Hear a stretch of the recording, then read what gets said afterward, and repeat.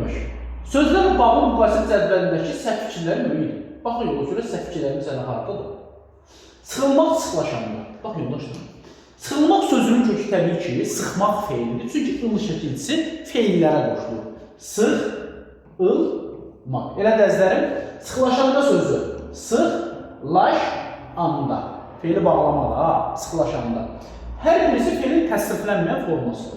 Sıxılmaq sözü məfsulda da ola bilər, qaydışda da ola bilər. Sıxlaşanda sözün istənilən halda məlumdur. Çünki digər heç bir sıxlaş, sıxlamaq sözü yoxdur axı. Mən buna qarşılıq bir gəş götürürüm. Bu məlumdur. Elə deyirlər, bax.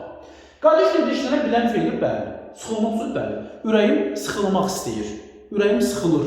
Elə deyil. Deyə bilərəm də, buludlar sıxıldı. Deyə bilərəmmi? Bəli. Qardaş dediklərinə bilən feildir bəli. Amma mən biri buna aid edə bilərəm. Sıxlaşanda sözün xeyir. Bir, doğru. Sifətdən düzəlmişdir. Səhv deyil, sifətdən düzəlmir. Sıxılmaq sözü yoldaşlar, sıx feilindən düzəlir. Çünki ıl şəkilçisi feillərə qoşulur. Sıx ıl, yaz ıl, döy ül. Təbii ki, o ıl şəkilçisi feilə qoşulur üçün mən deyə bilməyəm sifətdən yalan. Bu fikir səhvdir. İkinci fikir təbii ki, bura aiddir. Çünki sıxlaş sözü sifətdəndir. Sıxlaş, yaxşılaş və s. Pisləş və s. İki səhv, səhv mümkün götürəcəksiniz təbii ki. Kökü feil amonimdir.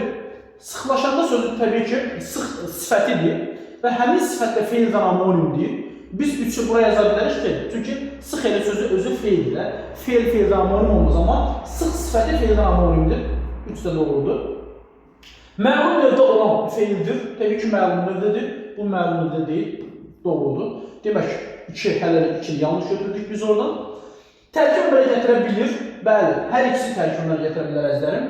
Çünki məsdər də, sıxlaşanda feili sifət də hər birisi tərkibləri gətirə bilər də. Məsələn, belə deyək də, güllərin məsələn, acısını görərək sıxılmaq, məsələn, pisdir. Sıxlaşanda, tutaq məsələn, yazıram ki, uşaqlar bir-birinə qarşı sıxlaşanda mehriban olurlar və s.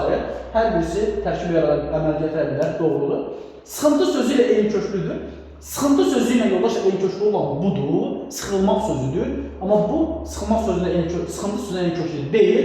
Çünki sıxıntı sözünün kökü, yoldaşlar, feildir. Feil kökü olan budur, bunun kökü isə sifətdir. Demək, 6 da yanlışdır. Təbii ki, burada mən 2 cavab tapdım, 2 və 6. Ola bilər nəyəsə unutdum, amma 2 və 6 mütləq sənin cavabında olmalıdır. Belə olan halda 4 də düzgün gəlir, 5 də düzgün gəlir. Yəni, siz öz fikirlərinizi, bax, mütləq öz fikirlərinizi yazın. Ola bilər mən nəyəsə unutdum, burada mütləq öz fikirlərinizi yazın. 4 təbii ki, doğrudur, 5 doğrudur. 2 və 6 sənin düzgün cavabın 2 və 6-dır, o da 2 variantda var. Yəni, səhvləri üstəlik ki, bizdən səhv fikirdir. Səhv fikir də burada 2-dir, burada isə 6. 2 və 6 sənin cavabında olmalıdır, B ya da D variantı. Digərlərində siz öz fikrinizi mütləq bildirin.